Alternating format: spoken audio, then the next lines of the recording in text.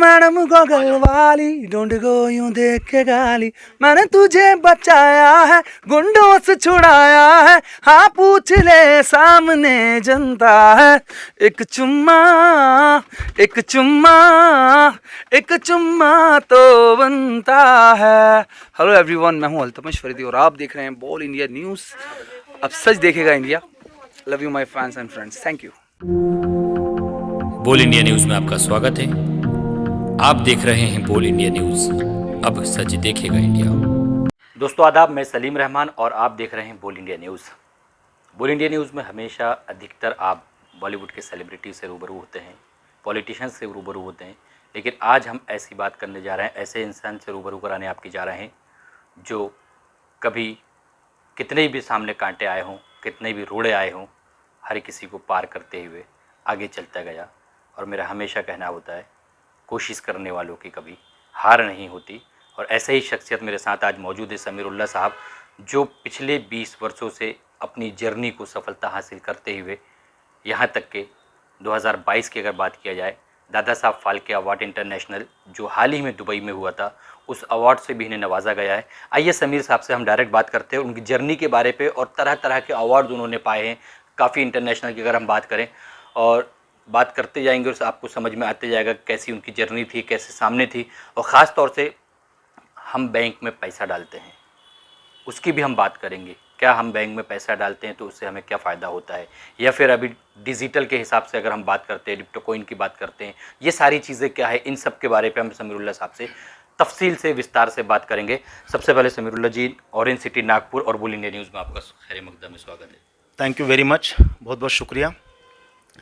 जी, अभी आपने जितने चीज़ों से नवाजा, बेशक पिछले 20 साल में जो संघर्ष मैंने किया है इस इंडस्ट्री को लेकर, आज उस संघर्ष का जो फल है मुझे आज मिल रहा है। और बेशक सही है कि कोशिश करने वालों की हार नहीं होती। हाल ही में मुझे इंटरनेशनल ग्लोरी अवार्ड भी मिला है, जो मुंबई में शिल्पा शेट्टी के हाथों मिला, जी, उनके हाथ से दिया गया। तो मैं सभी उन लोगों का शुक्रगुजार हूँ जिन्होंने मुझ पर फेथ किया, विश्वास किया और बहुत सारा ढेर सारा प्यार दिया। मैं इस इंडस्ट्री में पिछले 20 साल से काम कर रहा हूँ एज अ मोटिवेटर स्पीकर करके। 17 से 22 स्टेट में मैं जा चुका हूँ, जहाँ पर मेरे कनेक्शंस हैं, बहुत अच्छे खासे लोग हैं। उसके अलावा दुबई है, वियतनाम है, सिंगापुर है, मलेशिया है, साउथ कोरिया है, जहाँ पर मैं ब्लॉकचेन के बहुत सारे समिट अटेंड कर चुका हूँ। मैं ब्लॉकचेन इंडस्ट्री में 2015-16 से इंटर हुआ और इस इंडस्ट्री को बहुत नज़दीक से जानने का मुझे मौका मिला। तो मैं सभी यंगस्टर से, अपने भारतवासियों के सभी लोगों से यही अपील करना चाहूँगा कि डे बाय डे ये इंडस्ट्री ग्रो हो रही है और आजकल टेक्नोलॉजी का ज़माना है। जैसे हम लोग हमेशा एग्जांपल देते हैं, जो चीज़ अडॉप्ट या अपडेट करनी है, अगर हम लोग टाइम पे नहीं करेंगे तो हमारा भी हाल इन फ्यूचर नोकिया जैसा होगा। नोकिया के पास सब कुछ होने के बावजूद भी आज नोकिया अपने आप को अपडेट नहीं कर पाया। अपडेट नहीं कर पाया। आज नोकिया कहीं है पता नहीं है। और आज सैमसंग जैसे, एप्पल जैसे मोबाइल वो टेक्नोलॉजी अडॉप्ट करने की वजह से आज नंबर 1 बन चुके हैं। तो दोस्तों, यहाँ पर एक टेक्नोलॉजी उभर के आ रही है 2009 से, जिसका नाम ब्लॉकचेन है। और इसका इवेंट या इन्वेंशन कहेंगे, सतोशी नाकामोटो नाम का एक बंदा है, या एनोनिमस पर्सन है, या 23 प्रोग्रामर है, या अभी तक किसी को पता नहीं है। लेकिन इस बंदे ने, इस प्रोग्रामर ने कुछ दुनिया को ऐसी चीज़ दी जिस पर यूएस जैसी कंट्री भी उसके सामने घुटने टेक दिया और आज उसको एक्सेप्ट कर लिया। आज ब्लॉकचेन की बात करें तो दुनिया के जो टॉप डेवलप कंट्रीज़ हैं, यूएस है, उसके बाद में यूरोप है, ये अपना यूके है, ऑस्ट्रेलिया है, सभी कंट्रीज़ को एक्सेप्ट किया है। इसका कारण ये है कि ये जो ब्लॉकचेन है, इसको कोई डिमिलिश या डिस्ट्रॉय नहीं कर सकता, इसको कोई हैक नहीं कर सकता। और इसके वजह से पूरी दुनिया का व्यापार जो है बहुत फास्ट तरीके से बढ़ रहा है। समीर जी, ब्लॉकचेन क्या है, क्यों लोग इसमें इन्वेस्ट करना चाहिए, इसका थोड़ा सा बताइए हमारे दर्शकों को। ज़रूर।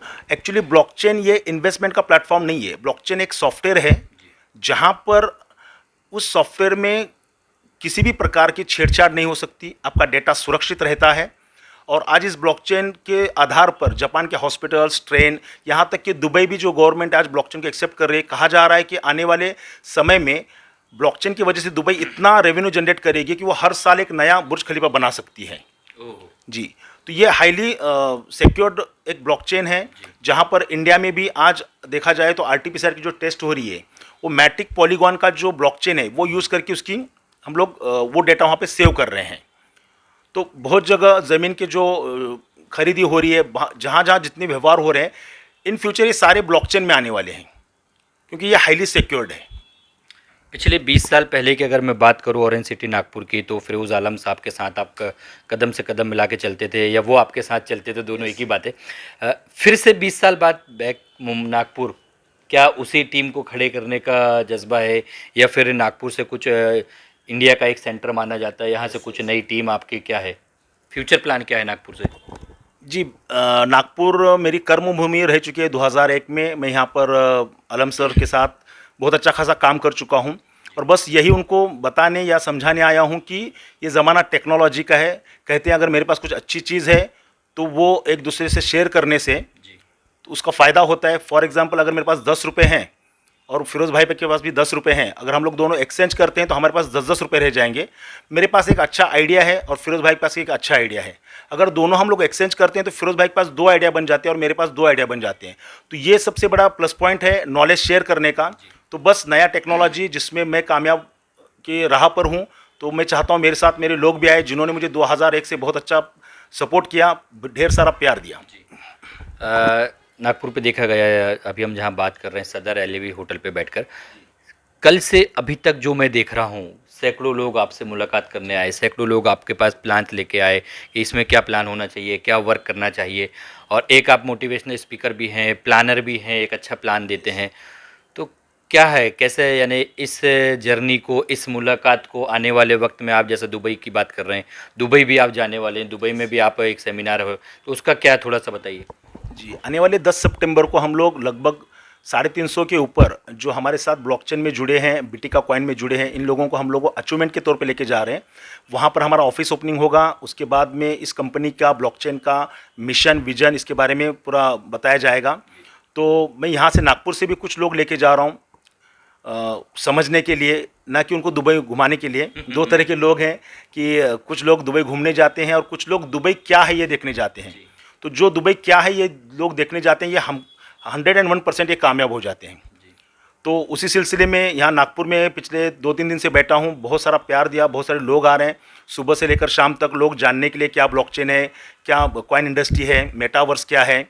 आने वाले दौर में सिर्फ 4 से 5 जो सेगमेंट हैं ये बहुत ही पावरफुल तौर पे चलेंगे। जैसे कि ब्लॉकचेन के बारे में मैंने आपको बताया।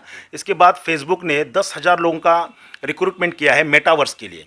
ये अलग ही दुनिया है। हम लोग मूवीज़ देख रहे हैं, अवतार मूवी हम लोगों ने देखा तो उसको एज ए एंटरटेनमेंट की तरह देखा। अगर वाकई में अवतार जब बना था तो कुछ ना कुछ उस जैसा फ्यूचर में आने वाला है।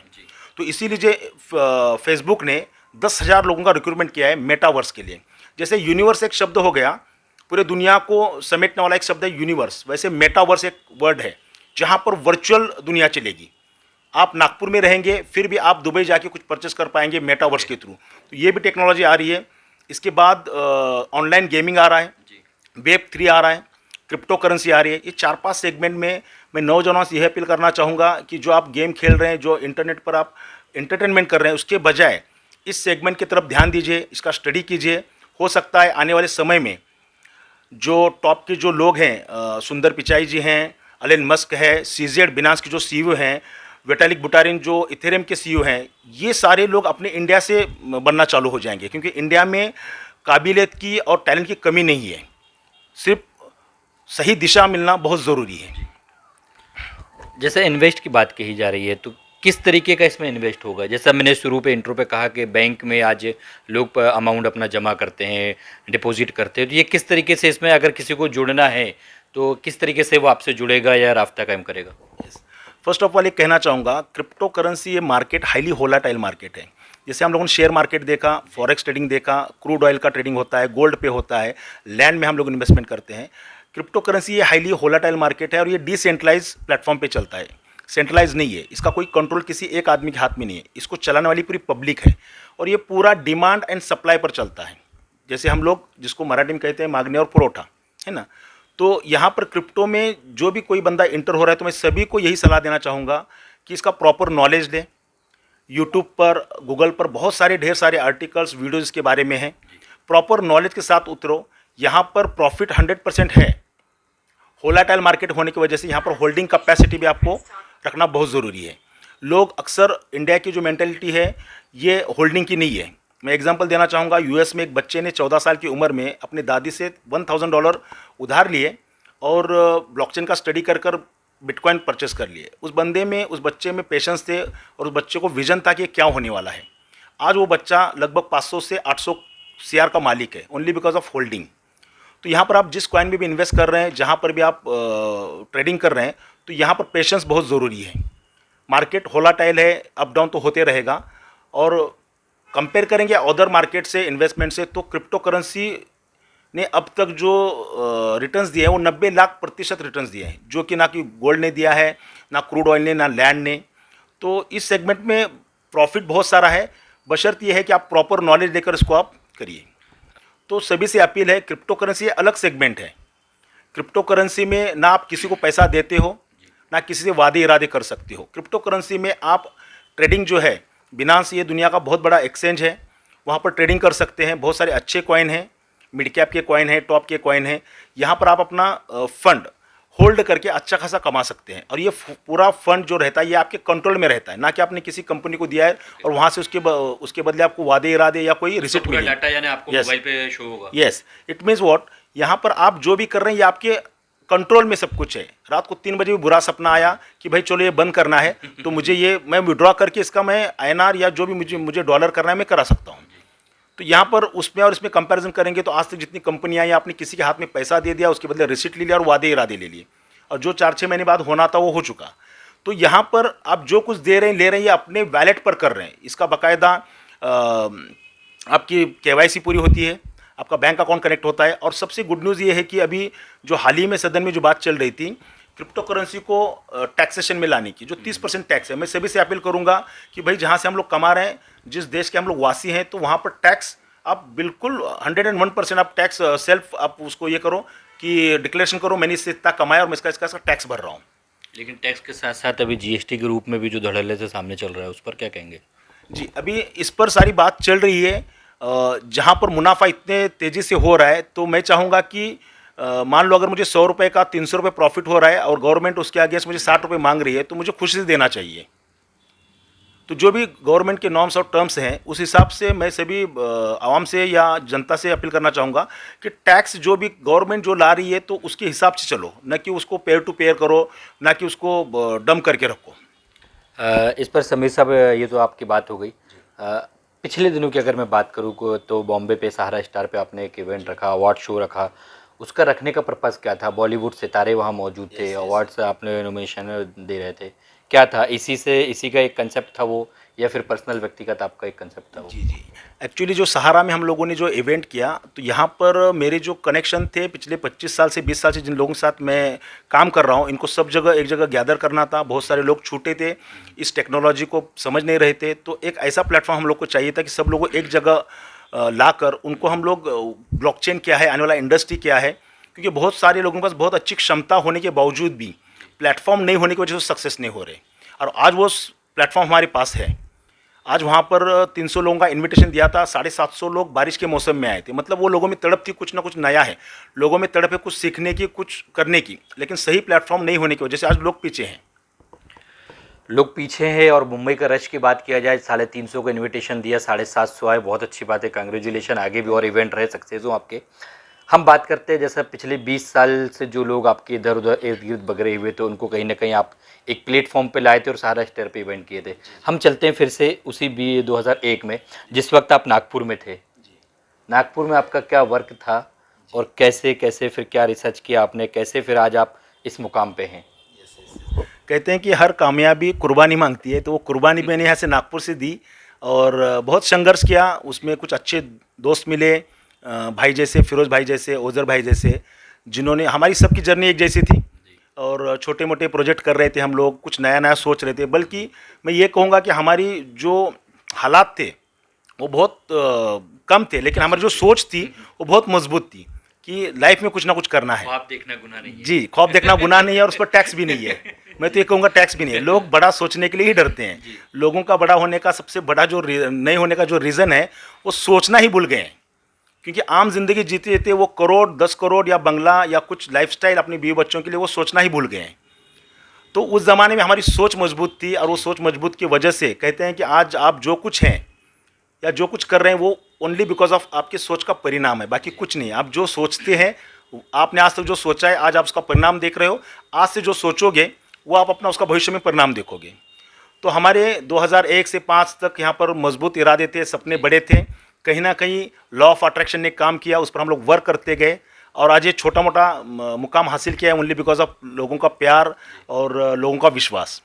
इसके अलावा और फ्यूचर प्लान की अगर बात करें, इससे हटकर जी पर्सनल जी, समीरुल्लाह साहब की क्या फ्यूचर प्लान है? बस सबको लेके साथ चलना है और बहुत सारे ऐसे प्रोजेक्ट पाइपलाइन में हैं जिसके बारे में सिर्फ अभी मैं मन में सोच रहा हूँ, अभी पेपर पे नहीं आए वो। तो जब भी सबकॉन्शियस माइंड में हम लोग सोचते रहते हैं कि चलो आज ऊपर वाले के करम से या इन लोगों के विश्वास की वजह से आज ये मुकाम हासिल किया है, तो कुछ ऐसा करूं कि बस इस देश के, इस आवाम के और अपने भाइयों के काम आ जाऊं। क्योंकि कहते हैं कि अपने लिए तो सब लोग जी रहे हैं, तो सही जीवन वो है कि जो दूसरों के लिए जिया जाए। तो अभी उस पर अभी फोकस हो रहा है थोड़ा थोड़ा, और ऊपर वाला उसमें अगर मदद करे और सबकी दुआ रहे तो इंशाल्लाह वो भी जल्दी जल्दी पूरा हो जाएगा। Thank you so much Sameer ji, काफ़ी कीमती वक्त आपने दिया। पिछले 3 दिन से वक्त ले रहे थे समीर साहब का, लेकिन आज फ़िलहाल वक्त मिल ही गया। और जैसा कहा कि सबके साथ मिलना है, सबको लेके चलना है, तो कहीं ना कहीं पीएम नरेंद्र मोदी की भी यही लाइन है, सबका साथ एंड सबका विकास। तो ये सबका विकास भी करते रहेंगे। और जिस तरीके से कहा कि हमारी सोच, हमारे इरादे बुलंद रखना चाहिए, कभी आप नेगेटिव, कभी पीछे पलट कर मत देखिए। अगर आप सामने चलते हैं तो चलते ही रहिएगा, कितने रोड़े कितने कांटे आए आप उसको हटाकर चलिए, क्योंकि कोशिश करने वालों की कभी हार नहीं होती। ऑल इंडिया न्यूज़ से बने रहिए, तब तक के लिए मुझे दीजिए इजाज़त। कैमरामैन अल्तमश अंसारी के साथ सलीम रहमान, बोल इंडिया न्यूज़, नागपुर।